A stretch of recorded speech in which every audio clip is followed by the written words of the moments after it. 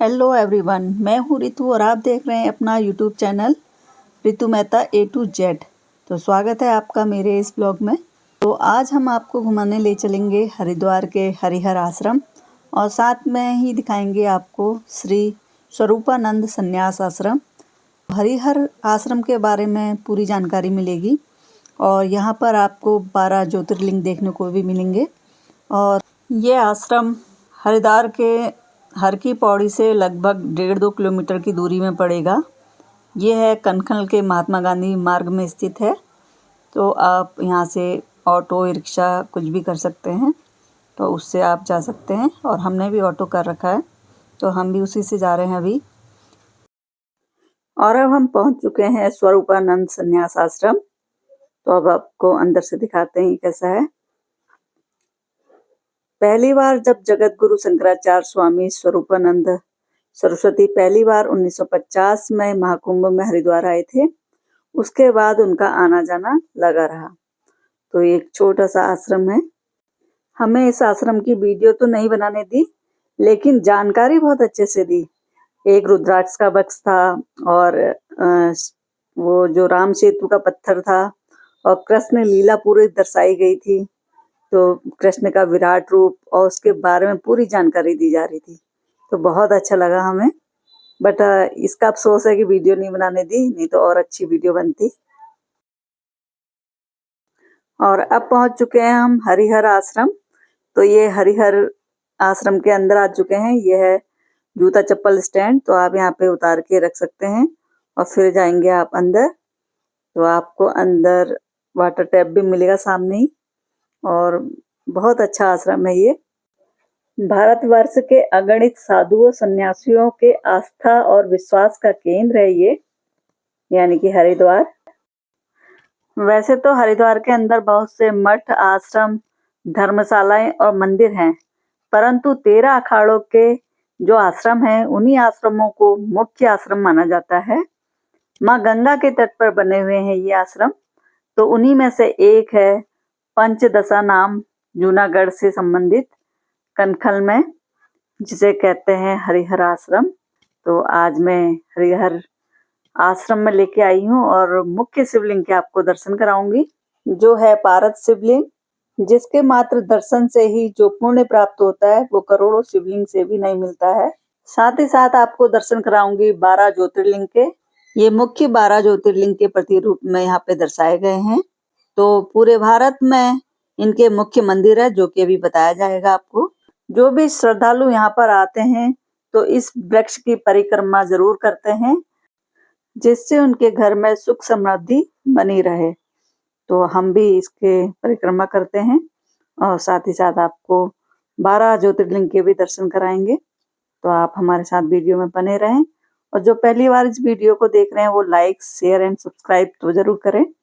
इसी से हमें मोटिवेशन मिलता है और हम आगे भी आपको नई नई जगह घुमाते रहेंगे इसी तरह। यह रुद्राक्ष का विशाल वृक्ष।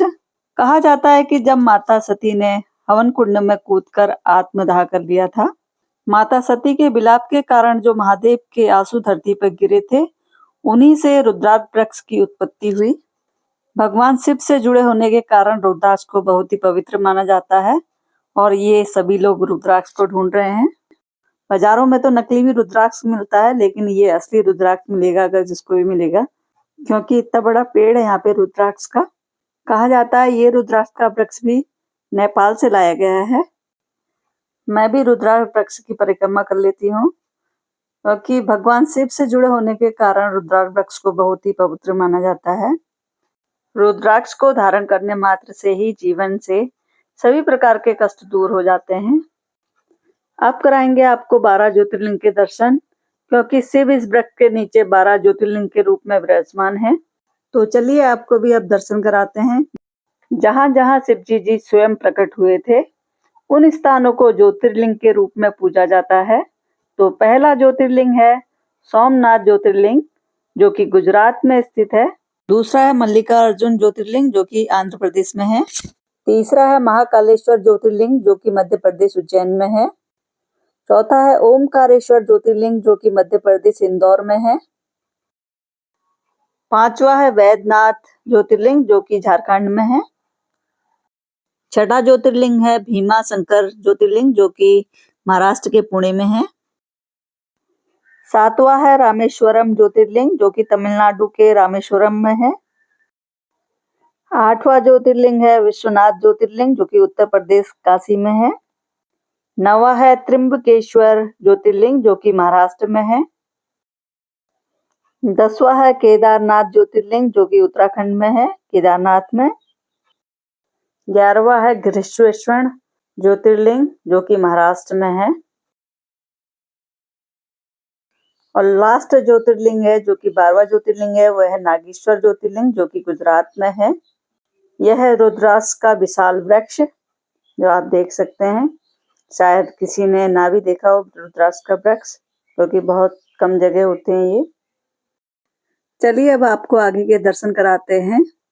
यह एक ऐसा जागृत और सिद्ध स्थल है जहाँ श्रद्धालुओं की इच्छाओं की पूर्ति तथा उनका सहज मोक्ष मार्ग प्रशस्त होता है। अब कराते हैं आपको पादेश्वर महादेव भगवान के दर्शन, जो कि विश्व का पहला पारुद शिवलिंग है। तो आपने दर्शन शायद नहीं किए होंगे, हमने भी नहीं किए थे, आज फर्स्ट टाइम हम भी देख रहे हैं।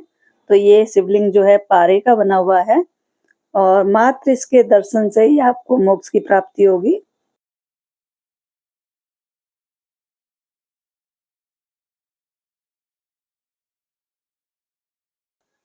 पारद शिवलिंग की पूजा करने से आपको सभी कष्टों से मुक्ति मिलेगी, धन धान्य की कमी कभी नहीं होगी।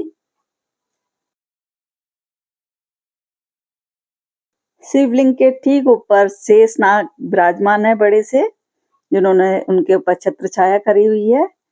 तो मात्र पारद शिवलिंग के दर्शन मात्र से ही आपको पापों से मुक्ति मिलेगी। और आप चलते हैं आगे।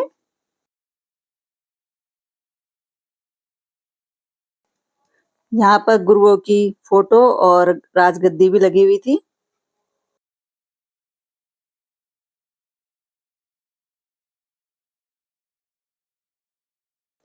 भोलेनाथ के दर्शन के बाद अब हम चलते हैं बाहर को। तो बाहर में ही ये स्टॉल लगी हुई है, दुकानें लगी हुई हैं। तो यहाँ पे आप रुद्राक्ष है, पारद शिवलिंग है छोटे छोटे, और बुक्स हैं, बहुत सारी चीजें हैं। रुद्राक्ष, असली रुद्राक्ष यहाँ पे मिल जाएगा आपको, क्योंकि यहाँ पे तो बहुत बड़ा वृक्ष है। और ये आध्यात्मिक बुकें हैं, तो यहाँ पे से आप परचेज कर सकते हैं सही रेट पे।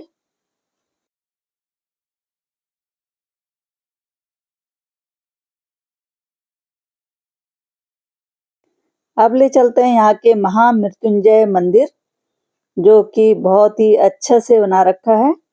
ये देख सकते हैं आप, बहुत ही अच्छा डेकोरेट, यहाँ की जो नक्काशी है, जो कलाकारी है, बहुत ही बढ़िया लगी मुझे। तो आप भी देख लीजिए।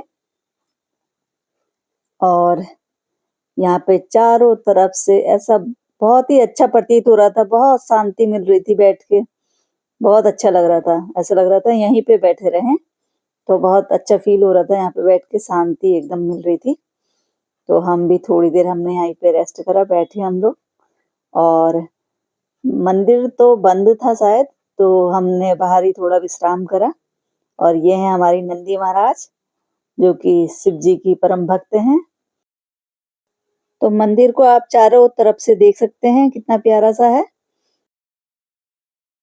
कहते हैं कि नंदी महाराज से अगर विश मांगो तो वो जल्दी पूरी होती है, तो इसलिए हमने भी नंदी महाराज के कान में अपनी अपनी विश मांगी और फिर हम चले घर को।